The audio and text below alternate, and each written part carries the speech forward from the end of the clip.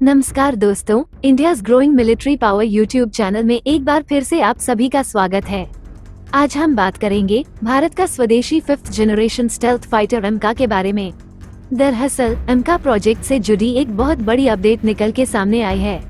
दोस्तों, आप सभी जानते हैं कि एमका प्रोजेक्ट को इस वक्त मिशन मोड पे आगे बढ़ाया जा रहा है और इसे इस वक्त राष्ट्रीय सुरक्षा से जुड़ी सबसे महत्वपूर्ण प्रोजेक्ट के तौर पर गिना जा रहा है और इसीलिए DRDO और अडा द्वारा इस प्रोजेक्ट से जुड़ी कई सारे नई टेक्नोलॉजीज को लगातार विकसित किया जा रहा है। इसी बीच खबर ये आया है कि DRDO द्वारा ultra wide band radar absorbing skin को विकसित किया गया है एमका स्टेल्थ विमान के लिए। तो आइए जानते हैं कि कैसे ये जो ultra wide band radar absorbing skin है ये एमका के स्टेल्थ कैरेक्टरिस्टिक को एनहांस करेगा और इसकी खासियतें क्या होंगे। दरअसल ये जो ultra wide band radar absorbing skin है यानी ULBRAS, ये एक कटिंग एज टेक्नोलॉजी है जो एमका की स्टेल्थ कैपेबिलिटी को एनहांस करेगी और इसी के फलस्वरूप एमका एक true 5th generation stealth fighter aircraft के तौर पर अपनी धाक पूरी दुनिया में जमा सकेगी।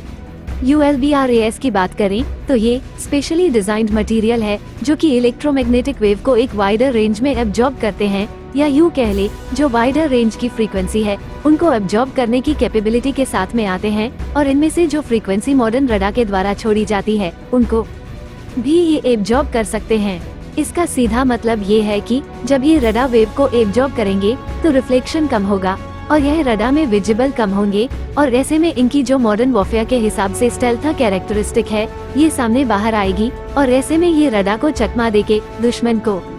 एक बड़ा नुकसान पहुंचा सकते हैं। क्योंकि हम सब देख सकते हैं कि कैसे दिन जैसे जैसे आगे बढ़ता जा रहा है वैसे रडार की तकनीकों पर भी दुनिया में तेजी से काम हो रहा है, जिससे रडार सिस्टम लगातार अपग्रेड हो रहे हैं और एक के बाद एक जो मॉडर्न सिस्टम है वो हमें देखने को मिल रहे हैं। तो ऐसे में इस प्रकार के जो स्पेशल कोटिंग होती है या फिर कहिए स्किन होती है यह एक महत्वपूर्ण भूमिका निभाती है।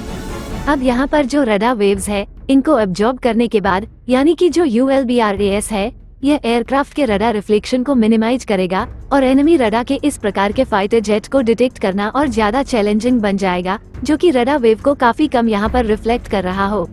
और ऐसे में एमका के पास ये कैपेबिलिटी होगी कि ये एनिमी एयर स्पेस को अनडिटेक्टेड रह करके पेनिट्रेट कर सके और सरप्राइज अटैक जो होते हैं खासकर जैसे कि suppression of enemy air defence हो गए, रेड मिशन हो गए, या ठीक उसी प्रकार का मिशन जो कि बालाकोट एयर स्ट्राइक में हमारे मिराज 2000 ने किया था, उस प्रकार के सरप्राइज अटैक के लिए एमका सबसे प्रबल दावेदार के रूप में उभर के सामने आएगा। रडार वेव्स को एब्जॉर्ब करने का मतलब सीधा यह नहीं है कि एमका की सिर्फ स्ट्राइक कैपेबिलिटी ही एनहेंस हुई है, बल्कि इससे इसकी जो बैटल सर्वाइवेबिलिटी है ये भी काफी इम्प्रूव होगी, क्योंकि जब इसको एनिमी रडार उतना अच्छा देख ही नहीं पाएंगे तो उनको ट्रैक करना, उसके बाद टारगेट को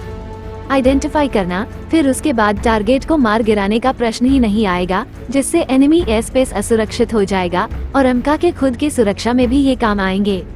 हालांकि एमका में सिर्फ यही एक सिस्टम नहीं होंगे जो एमका स्टेल्थ कैरेक्टरिस्टिक को इम्प्रूव करेंगे, बल्कि एमका में कई सारे ऐसे स्टेल्थ तकनीकों का झुंड होगा जिससे इस पूरे एयरक्राफ्ट की स्टेल्थ क्षमता को एक वर्ल्ड क्लास लेवल पर ले जाया जाएगा। इन सब तकनीकों के एक साथ एमका में इस्तेमाल होने के बाद एमका न सिर्फ कॉम्बैट में एक इफेक्टिव रोल अदा कर पाएगा, बल्कि दुश्मनों की हवाई सीमा के अंदर मिशन को अंजाम दे के सुरक्षित वापस आने की कैपेबिलिटी भी इसके पास होगी।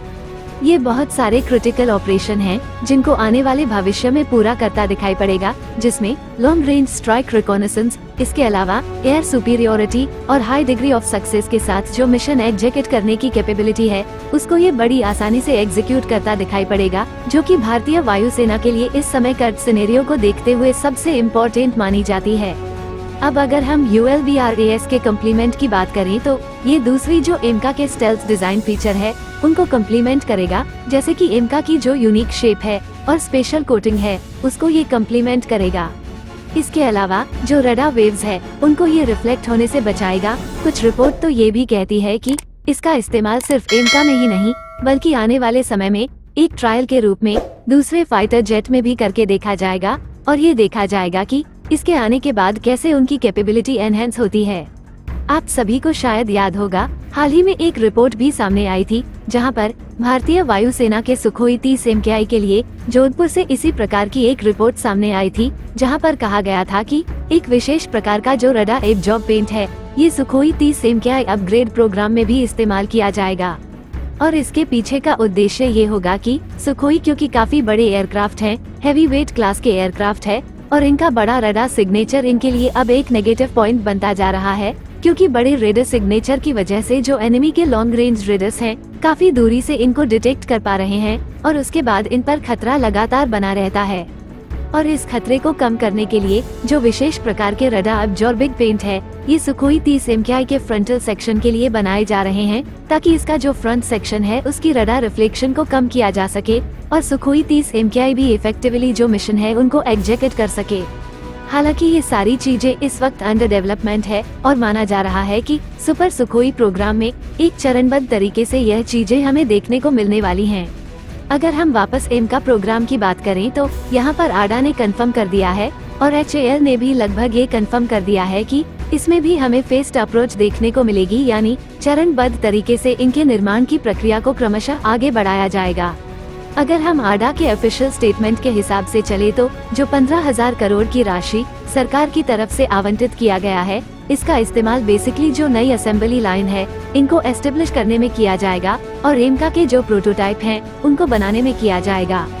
असेंबली लाइन की बात करें तो जो इम्पोर्टेंट मशीनरी और मटेरियल हैं एमका के असेंबली के लिए वो खरीदे जा रहे हैं, और आडा और HAL साथ में मिलकर एक अग्रेसिव टाइमलाइन को फॉलो कर रहे हैं, और उनके टाइमलाइन के हिसाब से 2027 में इसके जो पहले ट्रायल है वो हो सकते हैं, या 2026 के अंत तक इसका रोल आउट हो सकता है, और 2027 के अंत तक इसकी पहली उड़ान को आयोजित किया जा सकता है, ऐसी उम्मीद है।